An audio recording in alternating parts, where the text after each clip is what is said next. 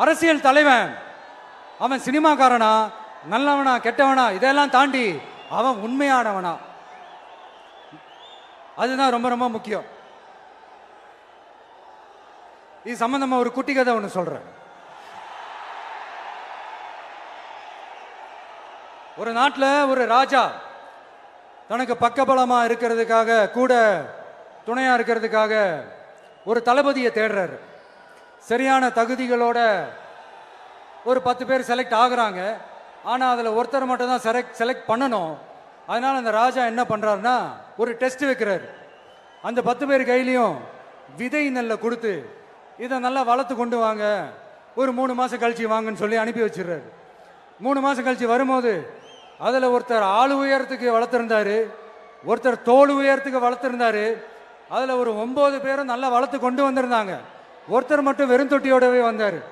என்னன்னு கேட்டதுக்கு, நானும் தண்ணி ஊற்றி ஊற்றி பார்க்குறேன், உரம் வச்சு வச்சு பார்க்குறேன், வளரவே மாட்டேங்குது ராஜா, என்ன பண்ணுறதுன்னு தெரியலன்னு சொன்னதுக்கு ராஜா அவரை கட்டி அணைச்சிக்கிட்டு, இனிமே நீதான் என்னுடைய தளபதி, எல்லா அதிகாரமும் உனக்கு தான் சொன்னார். ஏன்னா அந்த 10 பேர் கையிலையும் ராஜா கொடுத்தது அவித்த விதை நெல், அது முளைக்கவே முளைக்காது. அந்த 9 திருட்டு பயலும் என்ன பண்ணியிருக்காங்கன்னா வேற விதை நெல்ல வாங்கி அதை வளர்த்துட்டு ராஜாவையும் மக்களையும் ஏமாத்திருக்கிறாங்க. ஆனா இவர் மட்டும் உண்மையை போட்டு உடைச்சிட்டார். அதனால ஒரு நாட்டுக்கு திறமை எந்த அளவுக்கு முக்கியமோ அந்த அளவுக்கு உண்மையும் நேர்மையும் முக்கியம். இப்போ நீங்க எல்லாரும் தான் அந்த ராஜா. நீங்க தேர்ந்தெடுக்க போற அந்த தளபதி சும்மா சினிமாக்காரன் சினிமாக்காரன் சினிமாக்காரன். அம்பேத்கர் அவர்களை தோக்கடிச்சது சினிமாக்காரன் இல்ல, அரசியல்வாதி. காமராஜர் அவர்களை தோக்கடிச்சது இங்க விருதுநகர் பகுதியில் தோக்கடிச்சது சினிமாக்காரன் இல்ல, இன்னொரு அரசியல்வாதி.